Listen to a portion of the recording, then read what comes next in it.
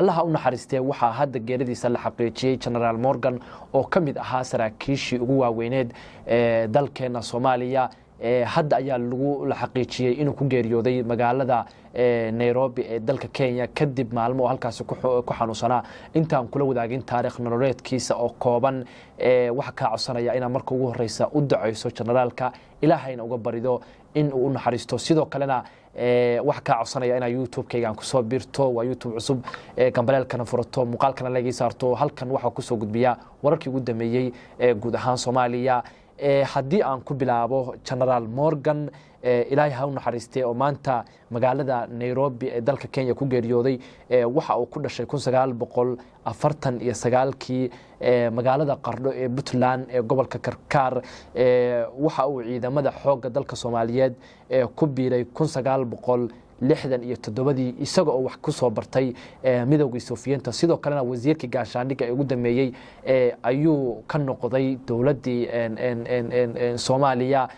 wasiirka gaashaandhigga ee ugu dambeeyay ayuu noqday sidoo kalena xilal badan ayuu ka soo qabtay dawladii dhexe ee Soomaaliya hadda waxa uu ahaa la taliye sare oo ka tirsan dhanka amniga kala taliya madaxweynaha dawladda Puntland sidoo kalena waxa uu qayb weyn ka qaatay dagaalka ka socda calmiskaad ee lagu jiro kooxda argagixisada ah ee Daesh isaga oo kamid ahaa saraakiishii waaweyneed ee Puntland oo dhawaan tagtay buuraha calmiskaad si ay waxa uga dejiyaan nin khibradda dagaal lagu wajahayo kooxda argagixisada ah ee Daesh waxaana la sheegay in khibrad dagaal ay dejiyeen isaga iyo saraakiil kale oo waaweyn oo saraakiisha Puntland waaweyneed oo ka tirsanayd waxaana la sheegay in isaga iyo saraakiil kale oo waaweyn oo saraakiisha Puntland ugu waaweyn ah ay dejiyeen khibrad dagaal taas oo guuleysatay ciidamada difaaca Puntland meelo badan ay kaga kiciyeen ama jab weyn ku gaarsiiyeen kooxda argagixisada ah ee Daesh allaha u naxariistee General Morgan ayaa dawladda dhexe sidoo kale ka soo qabtay xilal badan isagoo wax badan la soo shaqeeyay madaxweynihii hore ee dalka ilaah u naxariistee Jaale Maxamed Siyaad Barre haddii aan halka kaga nimaano allaha u naxariistee General Morgan dhanka kale warbixinteena kale waxa ay ku saabsan tahay magaalada Laascaanood waxa maalinimadii shalay ahayd si weyn loogu soo dhaweeyay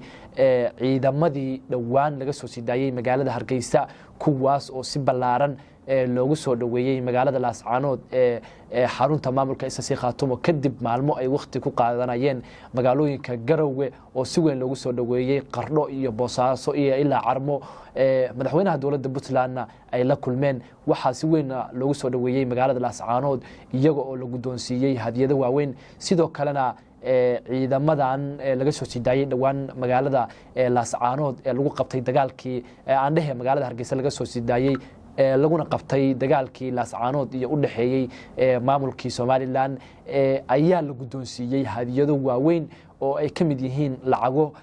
على قف wax la guddoonsiiyay sida ay wararku sheegayaan ama media haba laga arkay 10,000 oo dollar iyo ka badanba dadka qaar waxa ay leeyihiin lacag inta ka badan ayaa lagu doonsiiyay sidoo kale waxa loo ballan qaaday in gabdho loo guurin doono intooda aan xasaas ka lahayn sidoo kalena guryo looga dhisi doono magaalada Laascaanood dhanka kale dawladda hoose ee magaalada Laascaanood ayaa iyaduna ballan qaaday in ay ciidamadan u dhisi doonto taalo dhanka kale maamulka Somaliland iyo shacabka Somaliland ayaa aad ugu xun saraakiishii dhawaan laga soo sidaayay magaalada Laascaanood